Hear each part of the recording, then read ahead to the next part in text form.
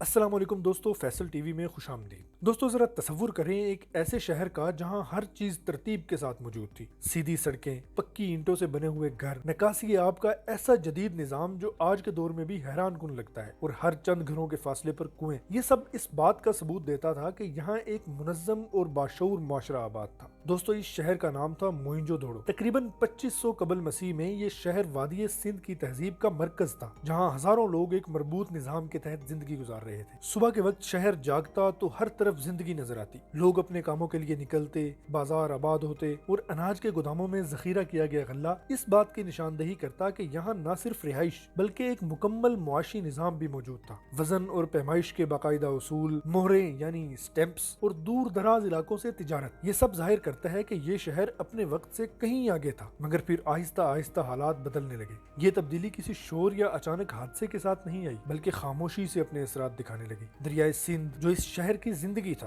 अपना रुख बदलने लगा। कहीं पानी कम होने लगा और कहीं अचानक सैलाब आने लगे। खुदाई के दौरान मिलने वाली मिट्टी की तहें इस बात की गवाही देती हैं कि ये शहर कई मरतबा सैलाब का शिकार हुआ। हर बार लोग वापस आए, अपने घरों को दोबारा तामीर किया और जिंदगी को संभालने की कोशिश की, मगर हर दफा नुकसान पहले से ज्यादा होता गया। वक्त के साथ साथ हालात मजीद बिगड़ते गए। फिर दोस्तों एक और मसला सामने आया, और ये मसला था खुश्की। माहिरीन के मुताबिक तकरीबन 2000 कबल मसीह के बाद इस खित्ते में बारिशें कम होने लगी, दरिया कमजोर हो गए, जमीन बंजर होने लगी और ज़राअत शदीद मुतासिर हो गई। जब खुराक की कमी पैदा हुई तो लोगों के पास शहर छोड़ने के सिवा कोई रास्ता न रहा। दोस्तों ये हिजरत एक दिन में नहीं हुई, बल्कि आहिस्ता आहिस्ता लोग इस शहर को छोड़ते गए। हर गुजरते वक्त के साथ आबादी कम होती गई, घर खाली होने लगे और गलियां सुनसान होती गई। जो शहर कभी जिंदगी से भरपूर था वो खामोशी में डूबने लगा। लेकिन दोस्तों इस कहानी का एक और पहलू अब भी सवाल बनकर खड़ा है कि खुदाई के दौरान कुछ इंसानी ढांचे ऐसे मिले जो गलियों में बगैर तदफीन के पड़े थे। ऐसा महसूस होता है कि जैसे वो किसी अचानक सूरत हाल का शिकार हुए हों, मगर वहाँ ना किसी जंग के आसार मिले और ना किसी हमले के शवाहिद। इसीलिए कुछ मुहक्किकीन ने बीमारी या वबा का इम्कान भी जाहिर किया है, खासतौर पर ऐसे हालात में जब पानी आलूदा हो जाए और सैलाब के बाद सफाई का निजाम भी मुतासर हो। अगरचे इस नजरिए की मुकम्मल सबूत मौजूद नहीं है, मगर इसे मुकम्मल तौर पर रद्द भी नहीं किया जा सकता। एक ही वक्त में ये ख्याल भी पेश किया गया कि शायद यहाँ कोई जबरदस्त धमाका या गैर मामूली तबाही हुई हो,